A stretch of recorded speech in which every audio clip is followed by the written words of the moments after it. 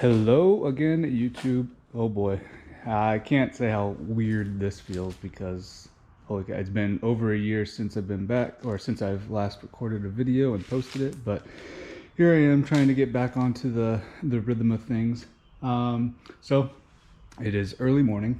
Sun is still rising. It's up over there. But today I am going to Carolina Motorsports Park, which is going to be a new track for me. So I'm pretty excited about that because I've been to Virginia International Raceway several times, so I know that track pretty well. I mean, obviously not racing or competitive on it, but I know my car well enough on that track to be able to drive it pretty good. Anyway, going to this track the same day that I'm still prepping. I still need to go out and get the trailer. Excuse me, just ate.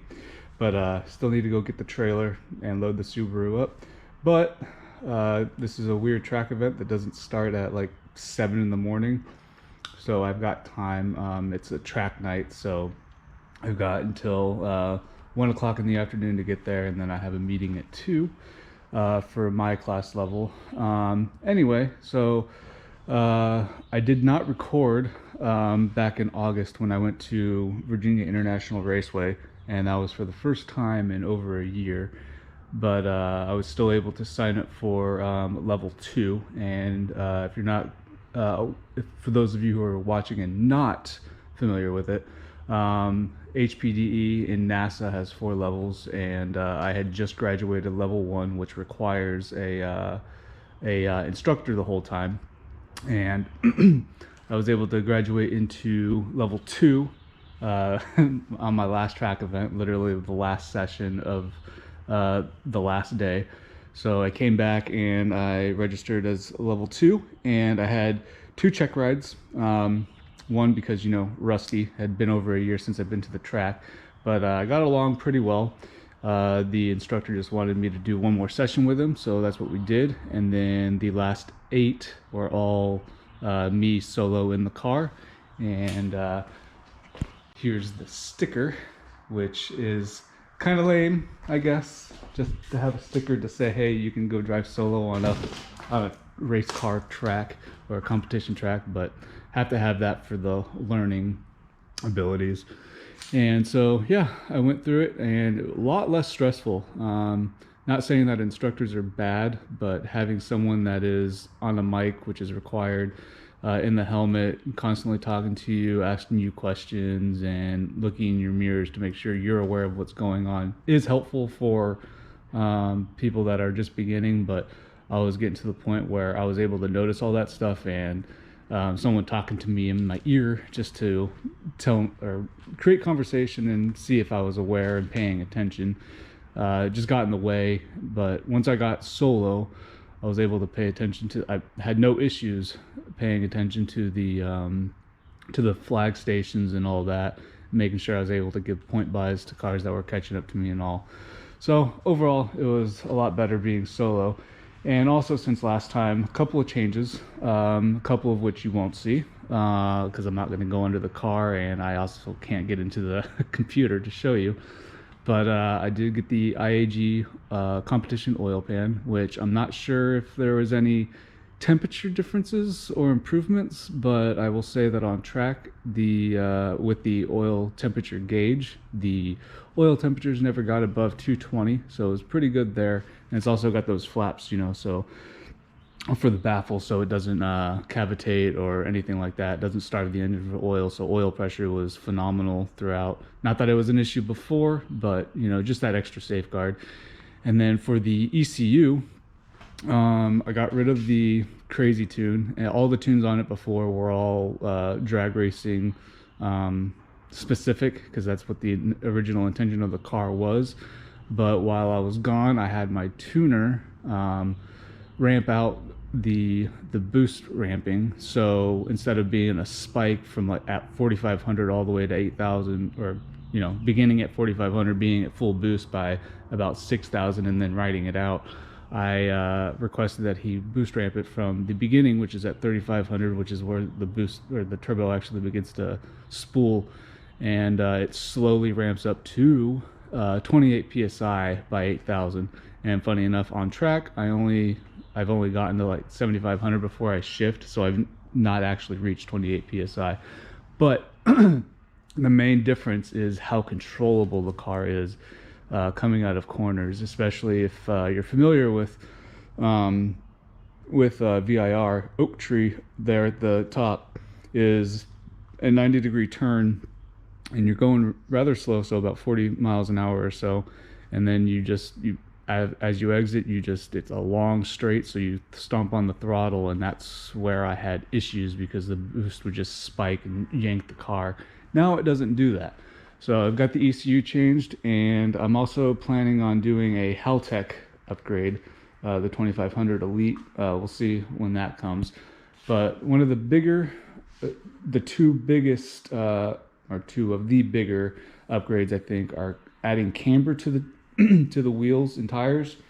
So there's about 2 degrees all around, which has been phenomenal for going around corners. Before it was all, square, and it was as specific to factory or as close to factory as possible, and you could tell that the tires were struggling a little bit. But now with the added camber, the car actually leans on the tire tread a lot more, which those that are familiar with what the purpose of camber is will understand. But the car turns phenomenally better. The tires still scream, but I can take corners at much higher speeds. And then the second biggest update is going to be the wing. So this is the GTC, forgive me if I'm wrong, if I'm incorrect, but APR GTC 200. I was going to get the 300, but at the time, supply was short, and this was in stock, so all I did was add risers. And it's only supposed to, based on the descriptions in the brochure, 250 pounds of downforce, but it's definitely noticeable. So that and the camber both significantly changed the characteristics of the car on the straights, track overall on the straights and in the corners though. And I also upgraded my harnesses to be able to be equipped with a Hans device, and there's supposed to be an anti-submarine belt there too. Nothing else has changed on the interior. It's basically just the same. Sorry, it's dark. It's still in the garage. But I do have an anti-submarine belt. It's just that with these seats, there's not a hole there for it. So I need to upgrade the seats as well. And also, don't knock me. I know I don't have a roll cage right now. That is in the future. That's a plan, probably during this off season. This is the last track event of the year for me anyway. But I do have a harness bar back there, so I've got some added safety. But yeah, that's the car. And then for the truck, I've got some issues going on. So it drives just fine, but the death wobble has definitely gotten worse. And when I was going to change out the center link earlier this summer in June, I was going to change out the center link. However, as my friend and I had noticed when we were looking at the underside, the bushings on the knuckles are absolutely destroyed. So there's no cushioning between all the linkages and the knuckles. So if I'm going to change out the center link, I'm also going to change out those and see how that improves. And then for some reason, I'm not sure what's going on, the transmission is perfectly fine when braking on a level surface, and obviously when going uphill. But when going downhill, there's a little bit of an issue where the TCM will lose contact or communication with the ECU. It comes back, but it just makes it a little bit nerve-wracking. The truck still brakes perfectly fine. It's just that the tachometer goes wild, and then it regains communication. So I got some transmission stuff to do, as well as changing the center links and probably doing a whole lot of bushings. But without further ado, I'm gonna go get the trailer, and I will see you after I get that. Hey y'all, so I'm running a little bit late, but just wanted to update you guys on the trailer as well. So I finally got it wired. It's not anything special, but can finally, if I find plug in at the track or something, I can finally plug it in. And still got to finish the inside a lot. The trailer's a work in progress, but Finally got some outlets right there, and then I got 3 light bars all the way down, and I got some electrical outlets on the sides as well. Only issue I'm having is when I'm at the track, my generator is one of those open frame ones, so it's not exactly quiet. And holy cow, they dug that up. Sorry about that, little side action. But yeah, so when I'm at the track, the open frame is a bit loud, so people get a little bit frustrated.